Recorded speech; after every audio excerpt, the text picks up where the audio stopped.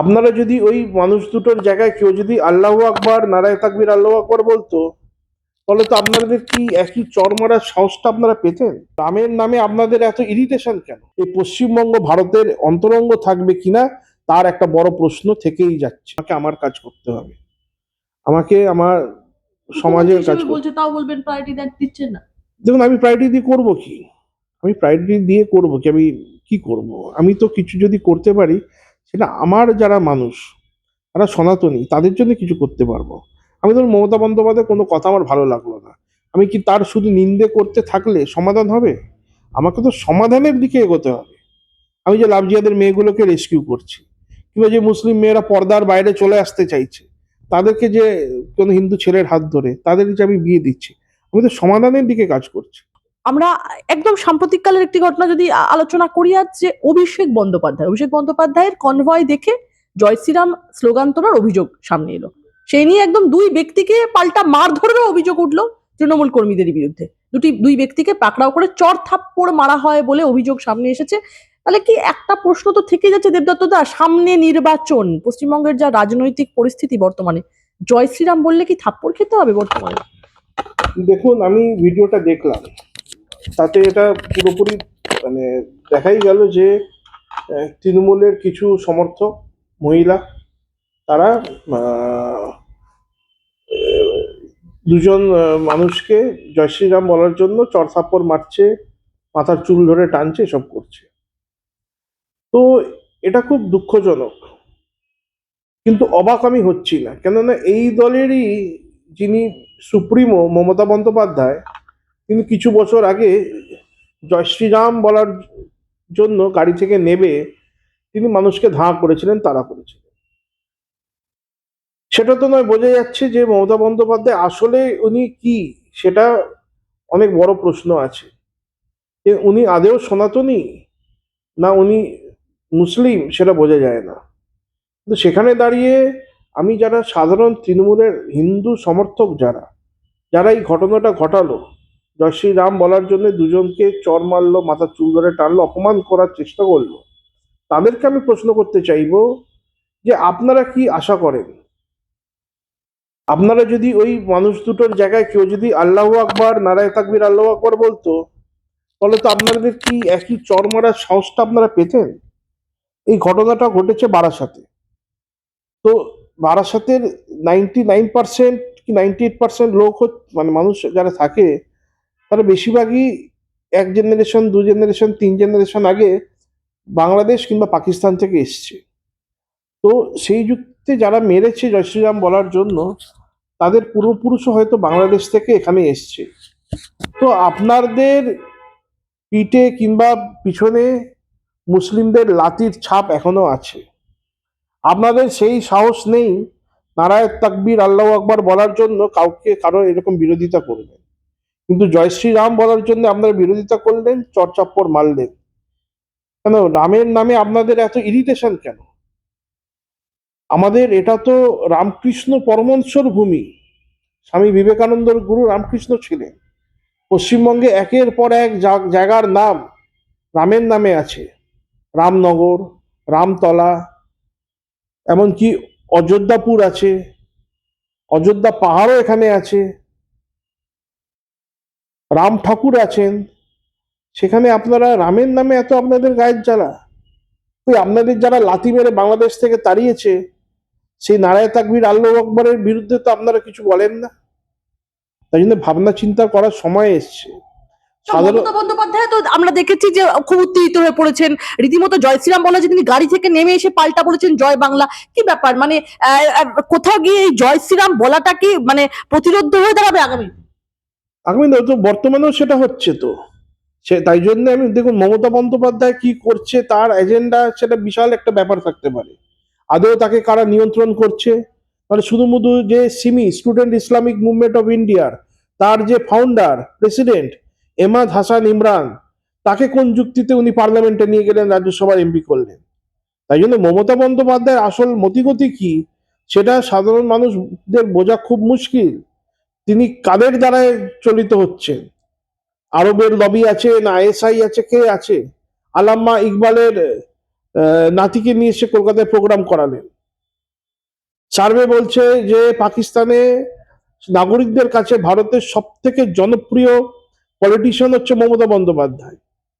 তো মমতা বন্দ্যোপাধ্যায় যে আসলে কি কি চায় সেটা বোঝা মুশকিল, কিন্তু সাধারণ যে মানুষগুলো জয় শ্রী রাম বলার জন্য দুজনকে ধরে এরকম ভাবে অপমান করার চেষ্টা করলো, পেটালো, আমি তাদের উদ্দেশ্যে বলতে চাইছি, আপনাদেরই তো নয় প্রতিবেশী হবে সেই মানুষ, নয় আত্মীয় হবে, আপনারা তাদের সাথে এরকম করলেন কি করে জয় শ্রী রাম বলার জন্য?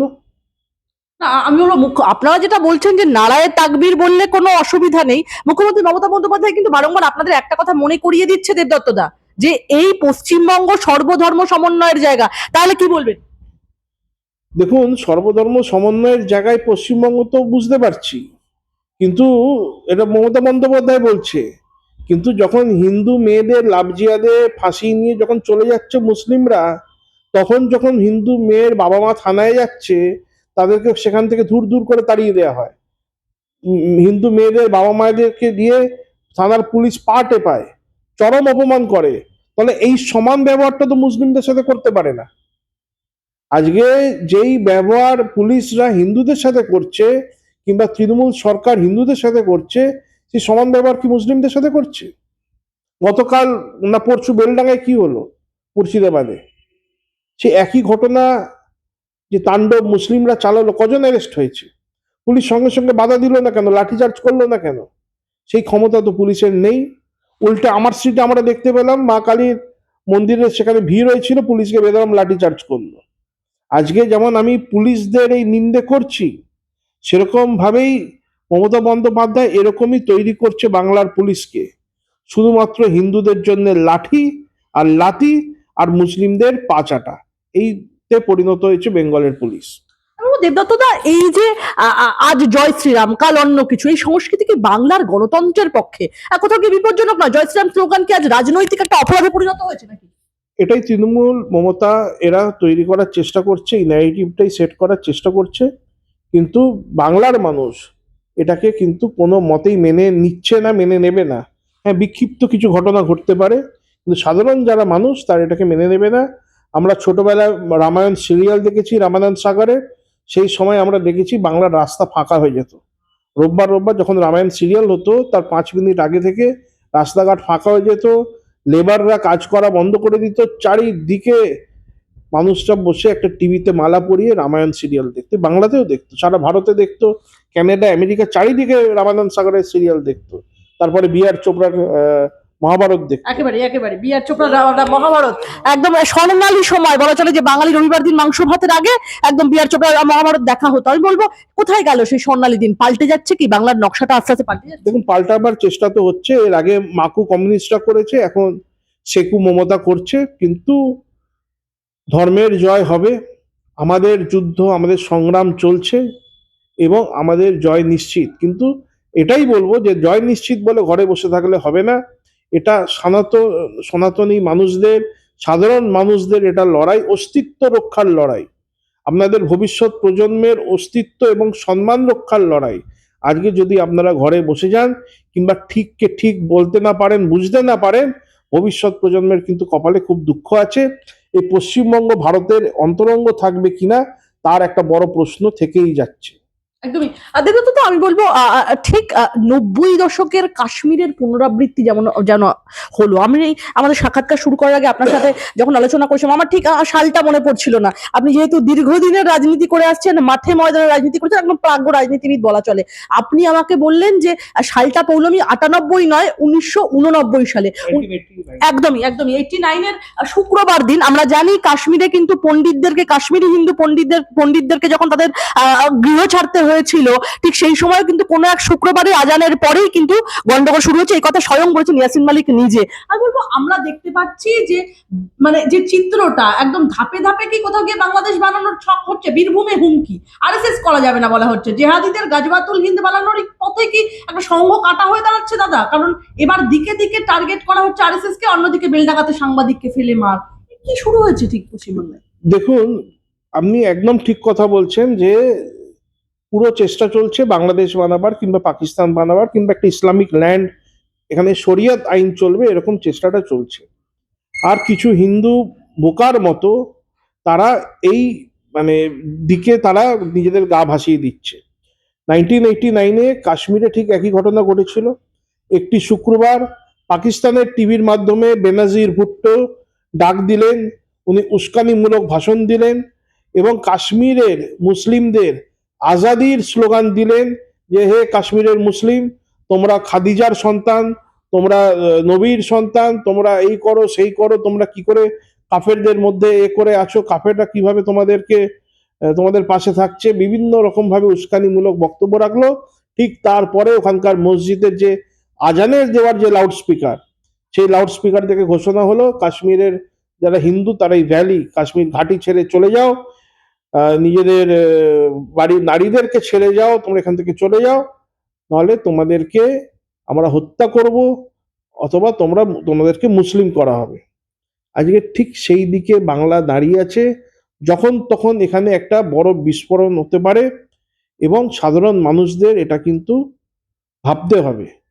আজকে যদি আমরা না ভাবি, এবং আর একটা কথা, কাশ্মীরের পণ্ডিতরা বিশেষ করে তারা যেন যেরকম ভাবে কোনো রকম ভাবে তৈরি ছিল না, একতরফা দাঁড়িয়ে দাঁড়িয়ে মার খেয়েছে, শিশুদেরকে কেটে ফেলা হয়েছে, মহিলাদের ধর্ষণ করার পর সমিলে যেতে করে কাট কাটা হয় সেখানে বসে মানে শুয়ে কেটে দেওয়া হয়েছে, হত্যা করে করে নদীতে ফেলা হয়েছে, একতরফা মার খেয়েছে। আজকে বাংলায় সেই দিন আসছে, বাংলার সনাতনীরা যাতে একতরফা মার না খায় তার জন্য তাদেরকে নিজেদের ব্যবস্থা করতে হবে।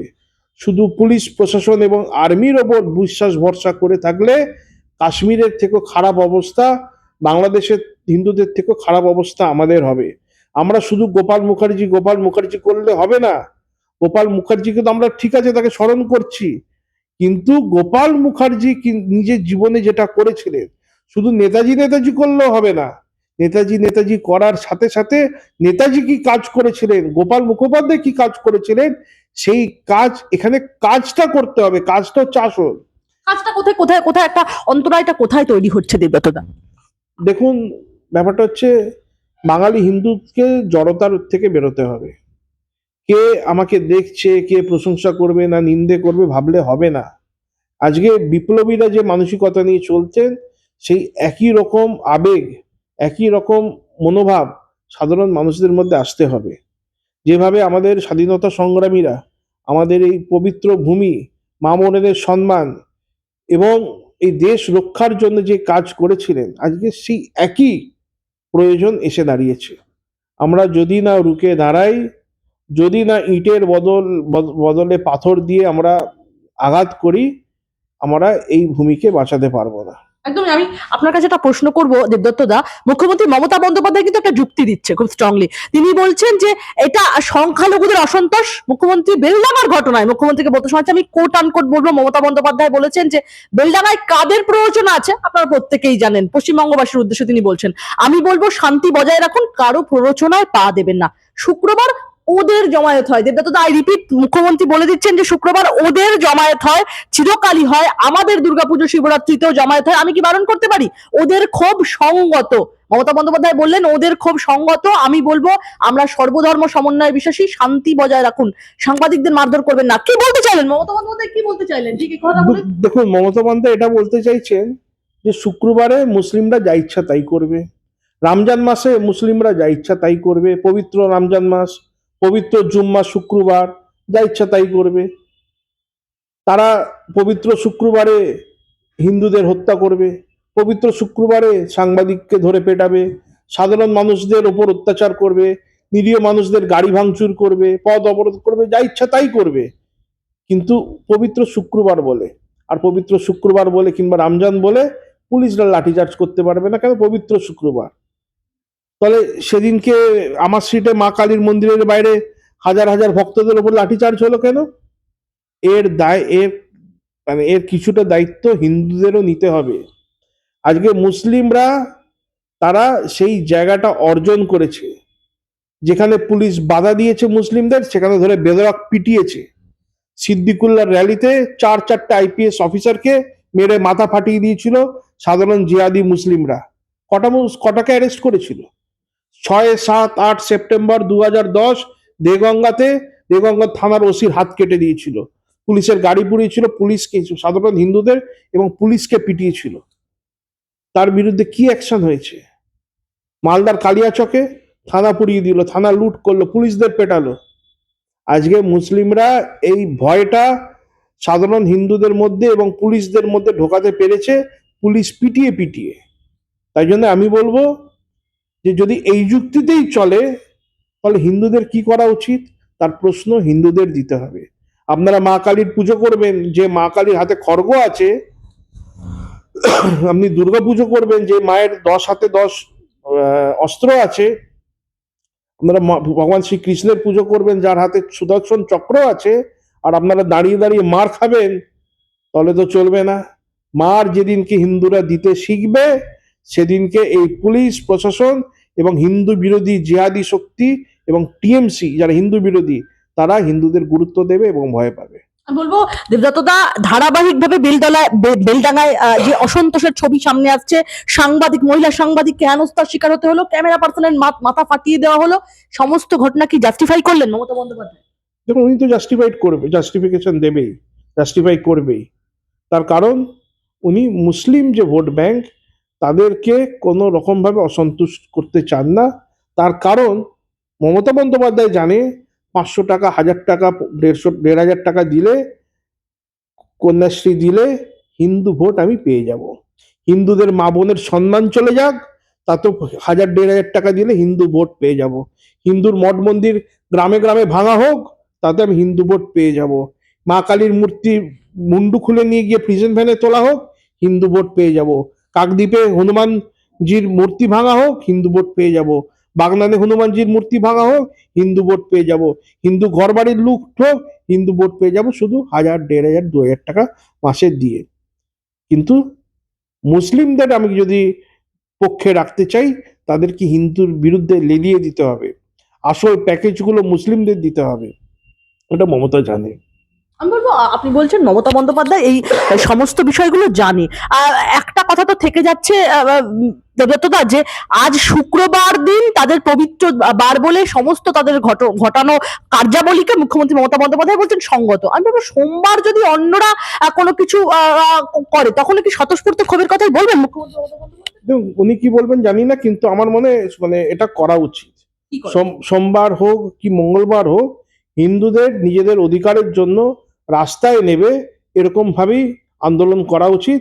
তবেই মমতা বন্দ্যোপাধ্যায়, পুলিশ প্রশাসন লাইনে আসবে, নলে আসবে না। একাধিক ঘটনা বাংলা জুড়ে, পশ্চিমবঙ্গ জুড়ে, কোথাও গিয়ে এই বিচ্ছিন্ন ঘটনাগুলোই কি রাষ্ট্রপতি শাসনের দিকে এগিয়ে নিয়ে যাচ্ছে পশ্চিমবঙ্গ? দেখুন, রাষ্ট্রপতি শাসনের দিকে এগিয়ে নিয়ে যাচ্ছে কিনা আমি জানি না, কিন্তু আমি এটুকুনি বলবো যে সাধারণ যারা মানুষ, খেটে খাওয়া মানুষ, গ্রামের যারা চাষ করছে, যারা ভ্যান চালাচ্ছে, রিক্সা চালাচ্ছে, যারা খেটে খাচ্ছে, পরিশ্রম করছে, তারাই তো সব থেকে বড় ভুগছে। তাদের উপরেই বেশিরভাগ অত্যাচার তাদের উপরেই হচ্ছে। দেখুন না, মুর্শিদাবাদে যে গাড়িগুলোকে দাঁড় করিয়ে ভাঙচুর করা হলো, গাড়ির ড্রাইভারদের মারা হলো, সাংবাদিককে তো মারা হলো সেটা আমরা বলছি, কিন্তু কত ড্রাইভারকে মেরেছে আমি খবর পেয়েছি। তারা তো, একটা ড্রাইভারের রোজ কত, 300, 400, 500 টাকা। তাহলে 300, 400, 500 টাকা খেটে খাওয়ার জন্য রাস্তায় বেরিয়েছে, 2 পয়সা রোজগার করে নিয়ে গিয়ে বাড়িতে বউ বাচ্চা মা বাবাকে খাওয়াবে, তাদের উপরে এই আঘাত আনা হচ্ছে। তাই জন্য আমি কেন্দ্র সরকারের কাছে, ইলেকশন কমিশনের কাছে আমার রিকোয়েস্ট যে পশ্চিমবঙ্গে নিরপেক্ষ নির্বাচন করার জন্য এবং সাধারণ মানুষকে ভয় থেকে তাদেরকে যেতে মুক্তি পাওয়ার জন্য এখানে রাষ্ট্রপতি শাসন লাগিয়ে নির্বাচন করা হোক। রাষ্ট্রপতি শাসন লাগিয়ে নির্বাচন করার কথা বলছেন। আরেকটা বিষয় এর সাথে সংগঠিত কথা, একদম শেষের দিকে চলেছি সাক্ষাৎকারের। দেবদত্তদা, এবছর নির্বাচনের, এই আসন্ন অ্যাসেম্বলি নির্বাচনের অন্যতম একটি গুরুত্বপূর্ণ দিক হচ্ছে এসআইআর, স্পেশাল ইন্টেনসিভ রিভিশন। এই স্পেশাল ইন্টেনসিভ রিভিশন নিয়ে প্রতিবাদ মানেই কি ভাঙচুর, আগুন, তাণ্ডব, পরিকল্পিতভাবে কি পরিস্থিতি কোথাও কি অশান্ত করার চেষ্টা চলছে? এই হিংসা ঠিক কার স্বার্থে, সাধারণ মানুষের না রাজনীতিকবিদদের? এটা সাধারণ মানুষের স্বার্থে তো একদমই না, এটা আমাদের যারা দেশ বিরোধী শক্তি আছে এই কাজগুলো তাদের স্বার্থে করানো হচ্ছে, তারাই করছে। এবং আমরা এসআইআর এখন হচ্ছে, এর আগে সিএ এনআরসি তো দেখে এসেছি, স্টেশন পোড়ানো হলো, ট্রেন ভাঙচুর করে ট্রেন পুড়িয়ে দেওয়া হলো। জায়গায় জায়গায় আন্দোলন ঝামেলা, মানে অশান্তি সৃষ্টি করা হলো, এখনো সেটা হচ্ছে। তো মানে এখানে মানে মানে আমি বলতে চাইছি যে এখানে সাধারণ মানুষের তলে জায়গাটা কোথায়, এটা কেন্দ্র সরকার এবং ইলেকশন কমিশনের ভাবার বিষয় আছে। এবং কড়া পদক্ষেপ না নিলে, কড়া ওষুধ না দিলে এরা সোজা হবে না।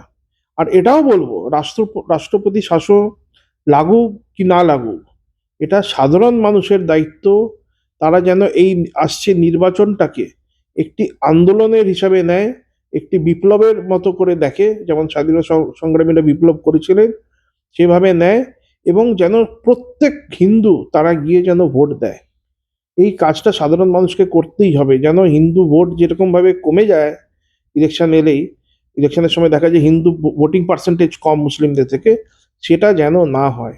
আপনারা গ্রামে থাকেন কি শহরে থাকেন, ভোটটা দেবেন। এখানে পরিবর্তন প্রচন্ড প্রয়োজন, আপনাদের ভবিষ্যৎ প্রজন্মের জন্য প্রয়োজন, হিন্দু মা বোনের সম্মানের জন্য প্রয়োজন। এবং এই প্রদেশ পশ্চিমবঙ্গকে ভারতের সাথে ধরে রাখার জন্য এই নির্বাচনটা খুবই প্রয়োজন। এটা অস্তিত্বের লড়াই। একদম আপনি বলছেন অস্তিত্বের লড়াই, আমি বলবো এর আগে একটা একটা প্রশ্ন উঠেছে, সাধারণ মানে বিজেপির ইলেকশনে যে ভূমিকা সেই নিয়ে একটা প্রশ্ন উঠেছে। কিন্তু তা কোথাও গিয়ে বিজেপির জন্য এই আসন্ন 2026-এর নির্বাচন কি শেষ সুযোগ পশ্চিমবাংলায়? দেখুন, বিজেপির জন্য শেষ সুযোগ কিনা আমি জানি না, আমি এইটুকুনি বলতে পারি এটা হিন্দুদের জন্য শেষ সুযোগ। তারা যদি এবারে বিজেপিকে না আনতে পারে, আমার দৃঢ় বিশ্বাস যে এবারে বিজেপি আসবে, কিন্তু এটা হিন্দুদের শেষ সুযোগ, বিজেপির নয়।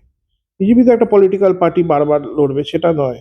কিন্তু হিন্দুরা যদি বাঁচতে চাও, তাহলে পশ্চিমবঙ্গে বিজেপিকে আনতে হবে, এছাড়া কোনো উপায় নেই। আজকে এখানে কলকারখানা নেই, ইন্ডাস্ট্রি নেই, পুরোপুরি লুটের সরকার চলছে, সেটা তো একদিকে আছে। এত মাদ্রাসা, যে পরিমাণে মুসলিম বেড়ে যাচ্ছে, জিহাদি শক্তি, দেশ বিরোধী শক্তি, রোহিঙ্গা, সাধারণ যারা এখানকার ভূমিপুত্র, তারা, তাদের কাছে কোনো কাজ নেই, সব তারা কাজগুলো নিয়ে নিচ্ছে। মমতা বন্দ্যোপাধ্যায় তো বলছেন সর্বধর্ম সমন্বয় দেশ, আপনারা ইচ্ছা করে ভেদাভেদ করছেন। এবং মমতা বন্দ্যোপাধ্যায় কি বলছে সেটাকে আমি অত করি না, কারণ আমি জানি আমাকে আমার কাজ করতে হবে, আমাকে আমার মুখ্যমন্ত্রী সমাজের কাজ হিসেবে করতে। বলছে, তাও বলবেন প্রায়োরিটি দিচ্ছেন না। দেখুন, আমি প্রায়োরিটি দিয়ে করবো কি, আমি প্রায়োরিটি দিয়ে করবো কি, আমি কি করব? আমি তো কিছু যদি করতে পারি, সেটা আমার যারা মানুষ, তারা সনাতনী, তাদের জন্য কিছু করতে পারবো। আমি ধরুন মমতা বন্দ্যোপাধ্যায় কোনো কথা আমার ভালো লাগলো না, আমি কি তার শুধু নিন্দে করতে থাকলে সমাধান হবে? আমাকে তো সমাধানের দিকে এগোতে হবে।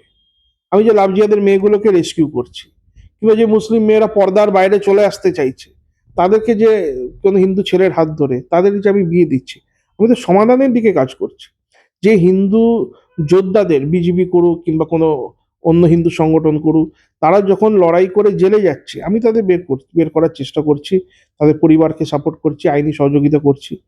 আমাকে তো সলিউশনের দিকে যেতে হবে। যেমন ঠিক শুধু নেতাজিকে মালা পরালে হবে না, শুধু গোপাল মুখার্জিকে মালা পরালে হবে না, শুধু পুজো করলেও হবে না, সেরকম শুধু নিন্দে করলেও হবে না, কাজটা করতে হবে।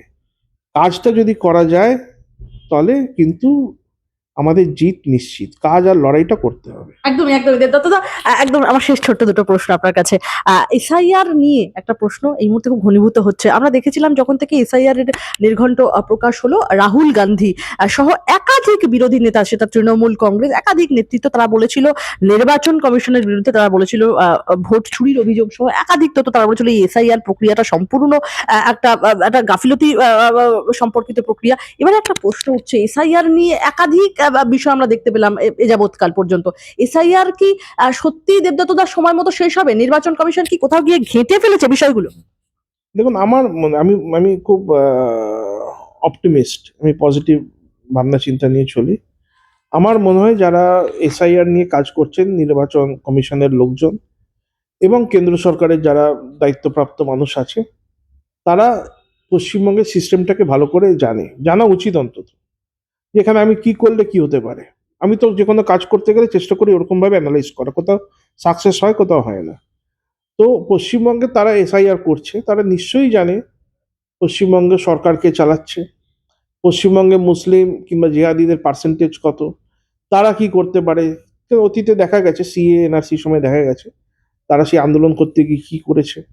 তাই জন্য এইসব ভাবনা চিন্তা করেই নিশ্চয়ই তারা কাজটা এগোচ্ছে। এবং তাদের কাছে এর কাউন্টার প্ল্যানও অবশ্যই আছে, যেটা করতে গেলে এটা হবে, আমি সময় মতো কাজটা করব, এটা থাকা উচিত, আর আশা করি আছে। মমতা বন্দ্যোপাধ্যায় তো বললেন ইডি এসে তার আইপ্যাকের অফিস থেকে একাধিক ইলেকশন স্ট্র্যাটেজি লুট করে নিয়ে চলে গিয়েছেন।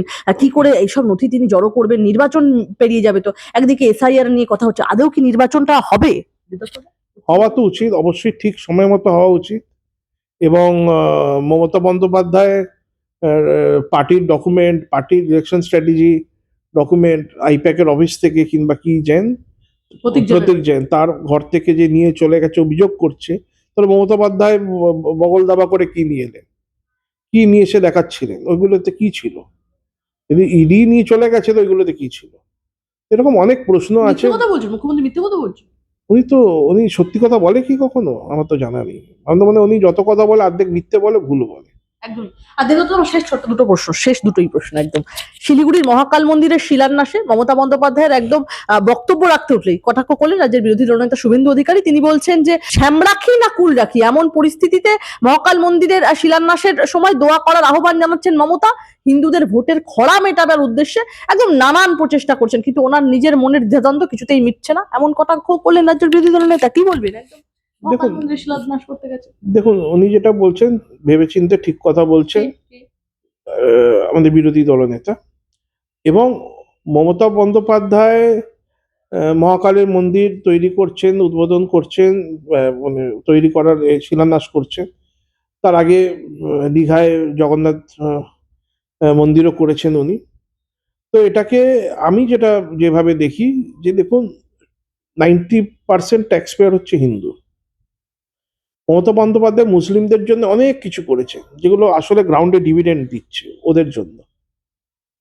তো উনি হিন্দুদের মন্দির তৈরি করছেন কিংবা শিলান্যাস করছে, এটাতে মানে এটা খুব অল্প উনি করছেন।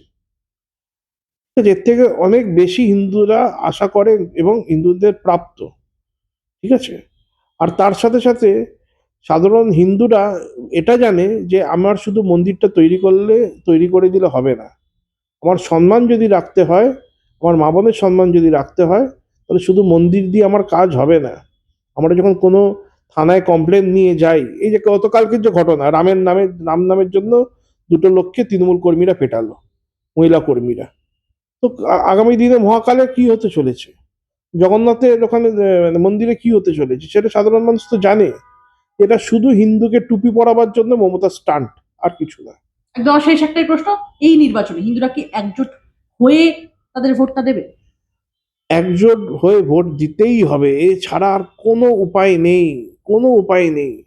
আপনার হিন্দুদের নিজেদের পরিবারের লোকেদের, আত্মীয় স্বজন, প্রতিবেশীকে মোটিভেট করে ইলেকশনে, মানে যেখানে পোলিং বুথ, সেখানে নিয়ে ভোটটা করাতেই হবে। এছাড়া কোনো উপায় নেই। আপনারা জানেন না আপনাদের আগামী দিন কি হতে চলেছে। একদমই। বিরোধীরা একটা কথা খুব বলছে, যে এই সরকার, মমতা বন্দ্যোপাধ্যায়ের সরকার আর হাতে গুনে 80 থেকে 85 দিন। আপনিও কি সহমত পোষণ করেন? একদম। এবারে 26-এর নির্বাচনে মমতা বন্দ্যোপাধ্যায় হার নিশ্চিত, সাধারণ মানুষের জিত নিশ্চিত। মমতা বন্দ্যোপাধ্যায় হারবে, অভিষেক বন্দ্যোপাধ্যায় তৃণমূল কংগ্রেস হারবে, এটা নিশ্চিত। এবং সাধারণ মানুষের জয় হবে, ভারতীয় জনতা পার্টির জয় হবে।